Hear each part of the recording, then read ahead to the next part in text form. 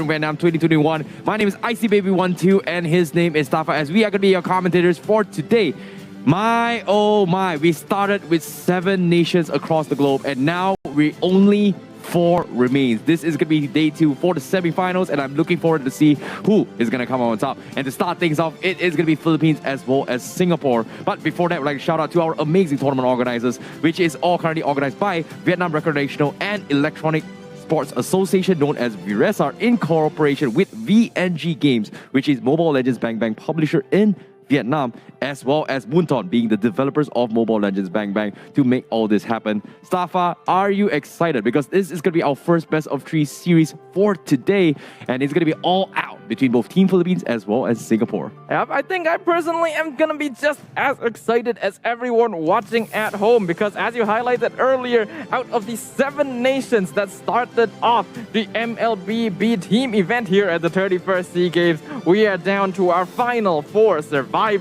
But at the end of today, we will be only see 2 teams move on to the grand finals tomorrow. So there is going to be blood, sweat, and tears shed today as these teams play for a chance to keep their dreams alive and a chance to bring home the gold. Exactly. To start things off, representing the Team Philippines, we have Soto, Gonzalez, Villaluna, Del Rosario, as well as Imam, kicking things off in Group A in day number 1, scoring with a flawless victory of 6-0 score marks. And that is just an amazing performance coming from them. However, their opponents, no stranger to the MLBBC. Yep, it's going to be none other than Team Singapore, Seoul, JPL, Sayla, Reminiscent, and Adamir, who just came off of a tiebreaker game, winning the best of 1 against Team Vietnam earlier in the morning to finally secure themselves the final semi-finals position today. This is going to be the first seed of Group A, Team Philippines,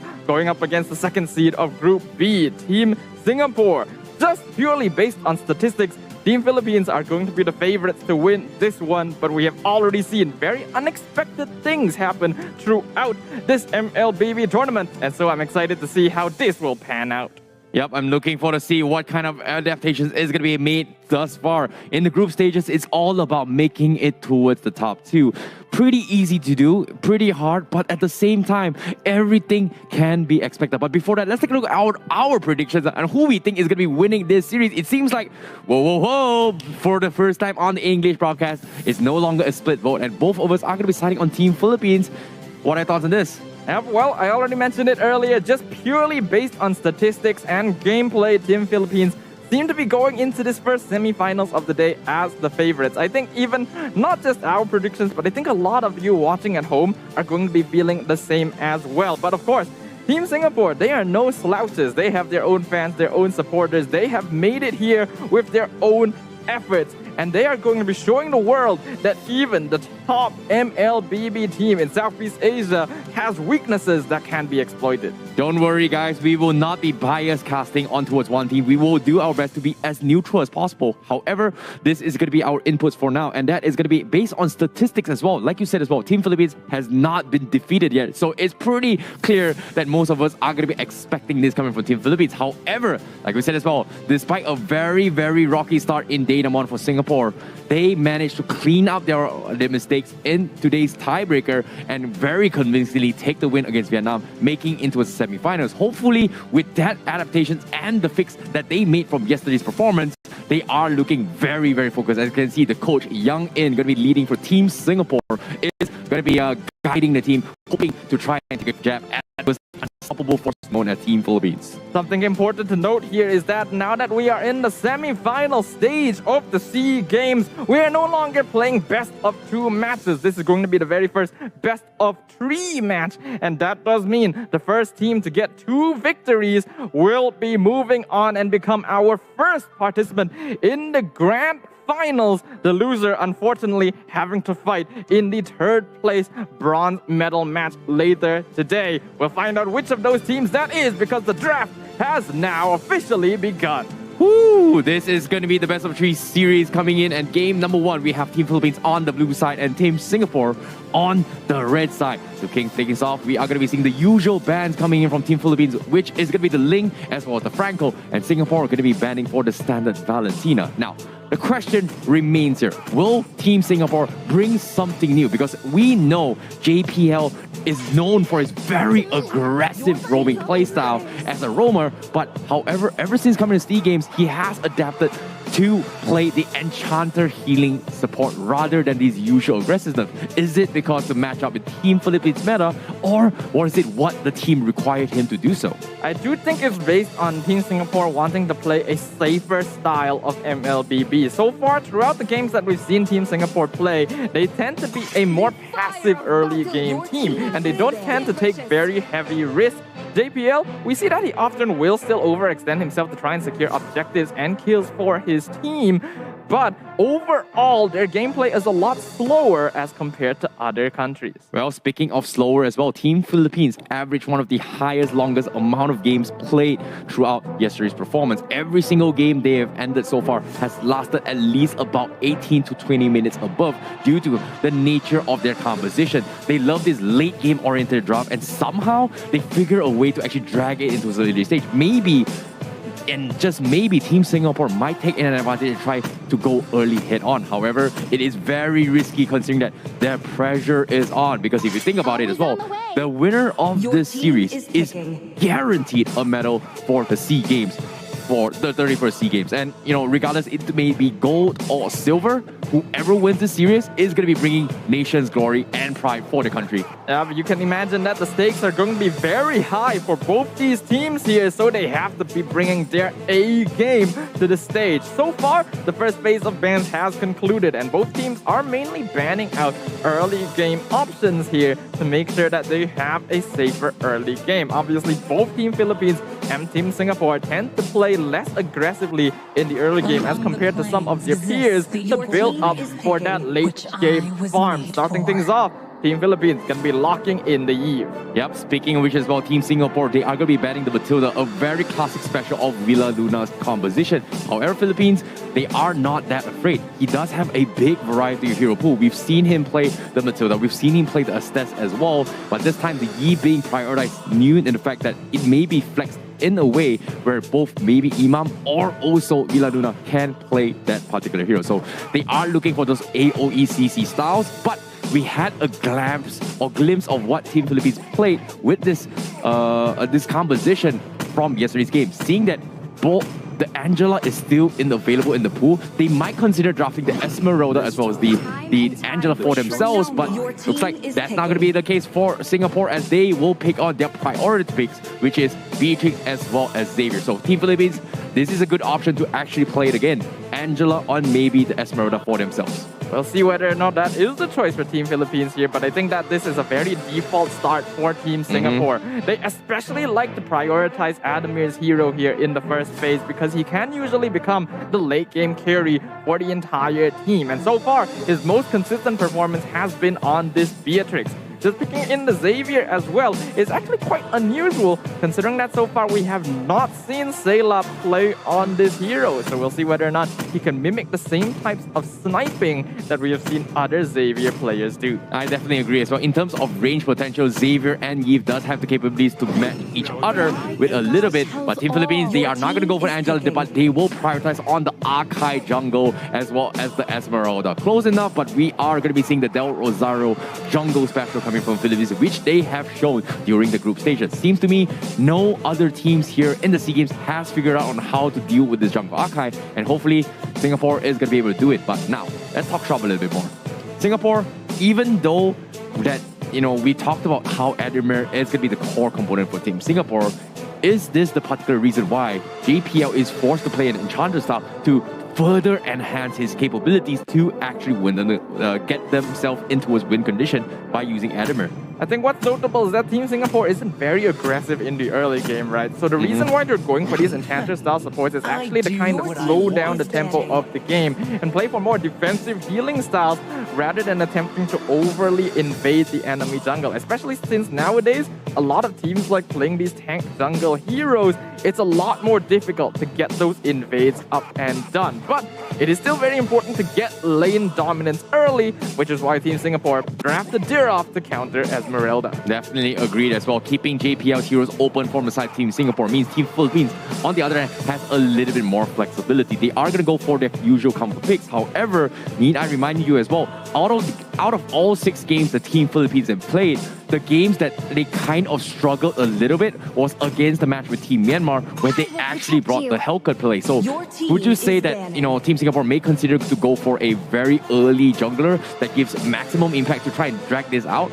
But at the same time, going for the mix-up, the mix-up is going to be a little bit scary, considering that they are so used to playing to his late game potential. And would you say that Team Singapore might be playing into his Philippines play style, which is being very disciplined, very patient, waits until towards like the 20-30 minute mark where everyone's max slotted and then go for the push? I think one primary problem with Team Singapore is that while they want to wait and delay the game long enough to get farm on their late game cores, they tend to lack the kind of discipline and decision making that Team Philippines is able to do as well. So far, throughout all of their victories, Team Philippines tends to be able to win just through mental battles. Even if they end up losing and falling behind in terms of farm, they are never that far behind and they're always on the lookout for an opportunity. Whereas we have seen Team Singapore seem to have a tendency to play passively when they are not certain what their win condition is. Well, it seems to me Villa Luna's heroes is going to be targeted from the side of Team Singapore, and so far Team Philippines, they have drafted based on the composition of that well-balanced draft of having defense and offense to scale into a later stage game. However, I remind you as well, the S-Test needs to be respected in that regards, and Team Philippines, they may opt to ring it up in this game coming in from Villa Luna if they decide to go for it. But of course, Singapore, they are going to be banning off all of Villa Luna's heroes, which you can see the Matilda, the Lunita, as well as the Popo and Kuba in showing respects towards Team Philippines' performance yesterday. Now, Villa Luna is going to be the backbone for Team Philippines, and many other teams have already known to give heavy respect to this roam player on the side of Team Philippines. This is not their entire hero pool though. Heroes like the Rafaela and of course their signature Estes are still open in the pool. I'm wondering if Team Singapore intend to draft out the Rafaela for themselves so that it doesn't go over to Team Philippines. Now, let's talk about a little bit of flexibility as well. Oh my goodness, Team Philippines is going to be straight banning up the choke. This is a JPL special coming from Team Singapore.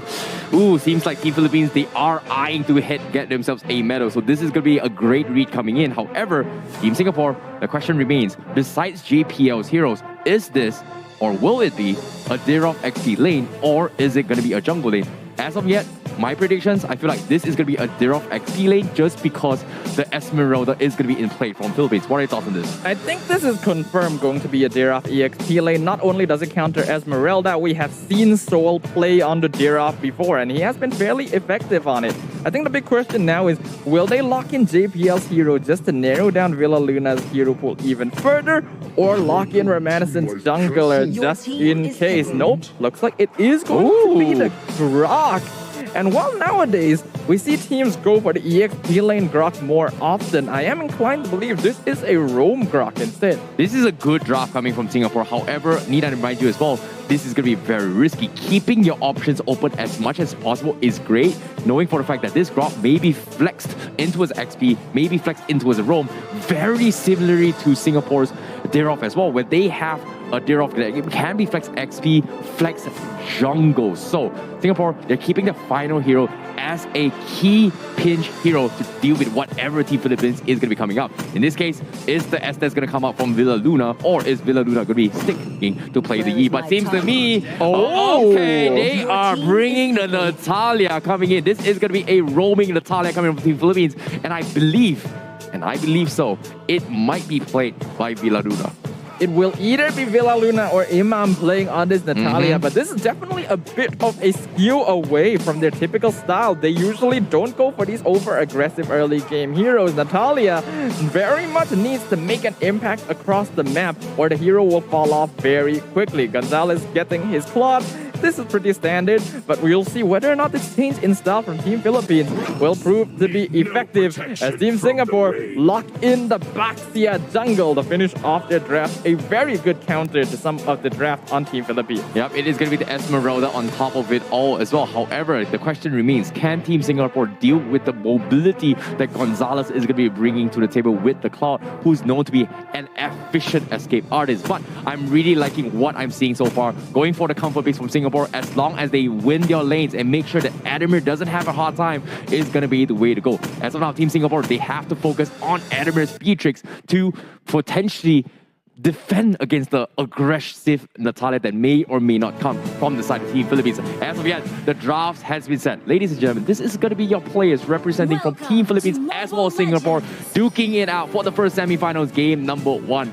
And of course, whoever takes the first game is going to be getting the morale that he needed to jump in towards game number 2. Yep, this is a best of 3 series. So a first game victory or loss doesn't actually matter that much in the grand scheme of things. But the impacts it has on morale will be very notable. And so both these teams will want to get that advantage as soon as possible. We see confirmed this is going to be a roam Drock. Imam playing on Natalia with high and dry. So yes, he is absolutely going for the kills. Yeah, that is going to be a roaming Natalia looking for kills as well. And I like how Team Singapore is going to have JPL go for his usual aggressive tankers. And I like how JPL is trying to find Imam and constantly try to mirror the matchup so that this Natalia go not out of crazy. However, the assault comes in. You can see Adamir already taking a little more damage onto his Imam.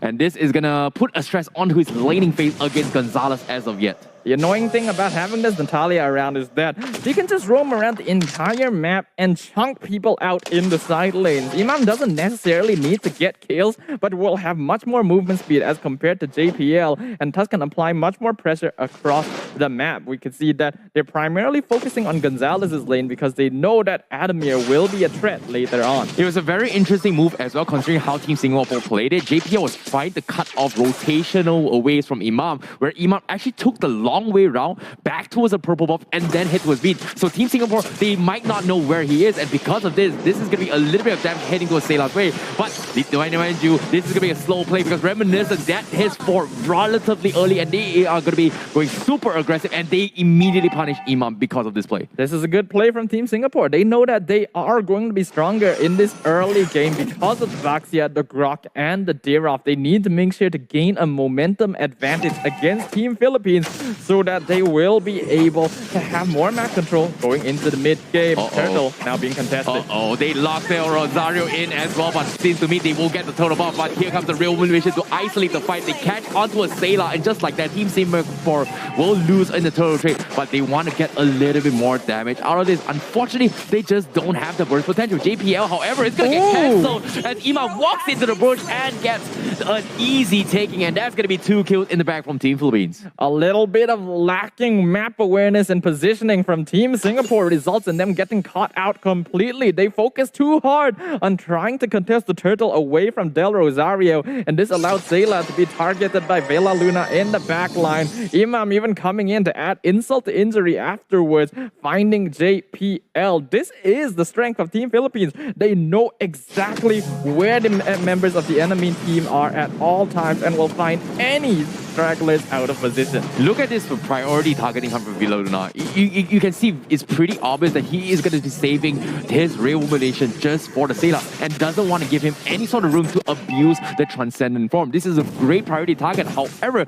Team Singapore, their focus is not exactly on him. However, it is actually on Imam. But at the same time, is this the wisest of choice? Because Imam is going to try and make an attempt on towards Adamir up top, and you can see Adamir's health on the top right as well is going to be bleeded out, and he is going to get focused down, and another one bites the dust as Team Philippines will get another easy pickings. Yeah, and now Team Singapore wants to follow up. They want to catch Imam, but he's already out. Right now, the rotations on the side of Team Singapore are definitely much slower than that of Team Philippines. They are losing out. And now they want to find something right on top of Villa Luna, but Romanison doesn't get it because he's able to use the flicker to escape. This is why Villa Luna is such a key player coming from Philippines, right? Every single time you make an attempt with him, it's so very difficult to kill him. And even if you know that you have to take him down, it's just very, very difficult to do so, considering that the amount of map pressure that Imam is doing just by not showing off the map is just giving off Team Singapore some very, very uneasy vibes. And you can see Team Singapore, they're just shifting their focus onto the turtle up top and making sure that Adamir will get some sort of backup. But looks like here comes the fight begins. Yeah, but they use the heavy spin, hitting two people against the wall instantly, both taken down. Soul and Zayla gonna be the unfortunate victims. JPL does not manage to block Villa Luna with the Guardian's barrier, and thus that's going to be a free trade for Team Philippines. Oh, that is huge, huge, huge. Like, the mental warfare that Team Philippines is giving onto Team Singapore is starting to seep in, and slowly but surely Team Singapore are going to make even more mistakes. And what they did not expect was that they thought Team Philippines is going to be focusing on Adamir, but instead they themselves are actually also targeting Sayla. So Sayla's positioning becomes a little bit more crucial in all these fights to come. I can't help but feel that Sayla might be a little bit out of his element here. We already know that this is the first time we've seen him play Xavier. Right now, he's going to be using Dawning Light. Villa Luna in a lot of trouble. No flicker available. Remanison gets a little bit of revenge on the enemy mid lane. Nicely done coming from Team Singapore. They know for a fact that Sayla has been targeted multiple times and take advantage of the situation. They get a very, very nice kill. But is it enough to bounce back? But as of yet, the economy-wise is only about 1k shy apart despite losing in terms of skills. But Singapore, they still have a lot of map control, and Team Philippines, they have been dodging and dodging and dodging again. Imam finally reveals his position, but looks like Team Singapore, they're debating if they want to force this fight. Looks like there is no cavalry in the backline, so they are going to be reconsidering on attacking the top side. One strength of Team Philippines is just the speed at which they are able to farm, but a flicker forward, going to miss. Beautiful reaction timing by Gonzalez, escaping with the battle mirror image, and now Adamir not even able to take out the tier 1. Oh, this is it, Imam. They want to go for the kill as well. Singapore, they trade their lives a little bit for the tier 1. They are going to get punished, and here like this, Imam finds the right target, and that's going to be Sayla immediately shut down. Just like that, as Team Singapore not expecting the rotations coming in. Imam very, very patient with his assassination, and because of that, Team Singapore just can't do anything about it as of yet. Imam is fully aware of the fact that Adamir and Sayla are going to be easy pickings. The Xavier, most of all, if he manages to find them out of position. And Sayla so far has been getting caught over and over again. He doesn't quite have the utility you normally have on a hero like Kagura. Dawning Light not going to be enough as Del Rosario picks up another turtle. Oh, Team Singapore, they need Soul to win his matchup against Soto. However, look at how disciplined Soto is. He doesn't really want to go head to head. And as long as things doesn't go out of hand, I'm able to trade 50-50, the Esmeralda is going to be able to scale, where Team Philippines is going to continue to punish potentially either Sayla or Adamir. But as of yet, Reminiscent from the side Team Singapore is still playing the defensive posture and play safe as much as possible. And it seems to be a very mirror matchup coming from the Philippines, where they want to play into its late territories. We know that they're going to be primarily focusing on allowing Gonzalez and Soto to just scale up, farm up their items, and become unstoppable in the late game. Imam now in a little bit of trouble, but Reminiscent not able to find the Natalia. Oh, that was so close. So, however, he's going to get caught off. You can see Del Rosario popping the heavy spin as well. He's going to push Soul into the wall, but do they have enough damage to fight it? So, he's trying his best to go for a trade, but unfortunately, he is a little bit too far off to be picked off. Meanwhile, on the top side as well, we do see the fights coming in. Adamir going for the aggressive plays, gets a trade, trading Imam for his support, but at the same time, Team Singapore still loses out a 2-for-1 trade, but does give a little bit of economy to Adamir. Yeah, and he is able to take out the top tier 1 tower, so that is going to mean less space for Gonzalez to get farm. Reminiscent as well, knowing that his team didn't get the best trade, is now going to move into the enemy jungle, steals the purple buff successfully. In terms of net worth though, Philippines still notably ahead, and now they're ganking Sayla again. Oh, this is going to be hard as well, but looks like this heavy spin. They are going to catch on to Reminiscence. Drops him down to his half HP, but this is a tank box here. They don't exactly want to go for it, but it seems like they will scare off Singapore a little bit to regroup, and seems like they are going to be grouping up as five to set up for a gank, potentially catching them off guard while rotating. But it seems like Villa Luna is going to get caught off. Great catch coming from JPL. They take him down, and just like that, the Lord is going to be up for grabs. However, Philippines, they're holding on strong with the middle lane. Del Rosario is going to be dead. Abyssum Strike is going to connect on the dog, but they don't seem to have damage. But Reminiscent will steal the deal. Meanwhile, Team Philippines is going to be focusing on the back lines. As you can see, Soto trying his best to focus on the Adamir. He needs one lost auto attack, but he can't seem to kill him. Adamir survives and gets the kill on of it all. And Team Singapore is going to come on top with this trade with a 2v3 win fight. And my goodness, Singapore, they come on top, but they cannot benefit from the Lord at all. Yeah, that was a chaotic skirmish between both these teams, and at first it does look like Team Philippines has control of the fight as they are able to split up the members of Team Singapore to attempt to take them off one by one. Unfortunately, their heroes aren't quite scaled up enough yet, so they don't have enough consistent damage to actually take that, allowing Team Singapore to pick up a few kills in return. This is very scary. Team Philippines, they need some sort of very strong frontliner to actually deal with JPL as well as Reminiscence. You can see the defense coming from Singapore to ensure that Sayla has his farm, as well as the Beatrix is just annoying to deal with. And it's back to the drawing board for Team Philippines as they need to slowly farm out a little bit more so that Del Rosario and Soto can scale into the lane to actually match Team Singapore as of now. Yep, but I don't think they're having too many issues with that. Yes, they did get slowed down a little bit because of that, but their farm is still on point. And now Del Rosario with the heavy spin going to be catching out JPL. Gonzalez slowly whittling him down, but not enough as the dawning light. Imam jumping onto Sayla, picks him up, but will cost his own life. Adamir gonna flicker forward on top of Villa Luna, gets the double kill, but gonna end up losing his life in return. Soto now on top of Reminiscent won't be able to kill this box yet, but that's a 2-for-3 trade in favor of Philippines this time. Oh, there was a little bit of mistakes coming from Team Singapore. They tried to go to kill onto Gonzalez, but Gonzalez was able to get a freebie because of the heavy spin lockdown. Things would have looked a little bit soft. However, Soul, what is he doing? He's all by himself. He's trying to make a play. However, he's going to be poked apart. That's going to be mega kill onto Gonzalez as he's going to get 4-0-2 on the marksman. And just like that, they are back in action and they're looking to challenge towards Lord. They've got retributions. They've got the marksman available. And Team Singapore, Adamir is a little bit too far off. They've got to wait out on this.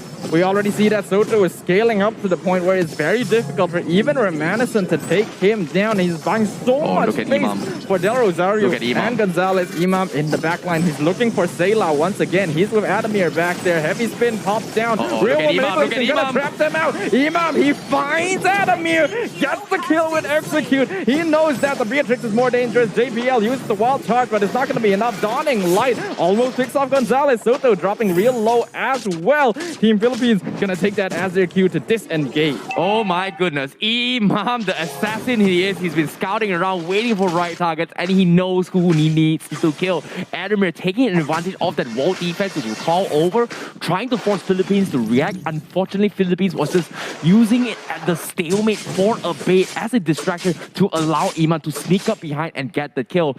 And my, oh my, Adamir walked into his own trap that he tried to set up for against Team Philippines. Team Singapore just don't have enough awareness. They need to know that this Natalia is on the map and could be anywhere.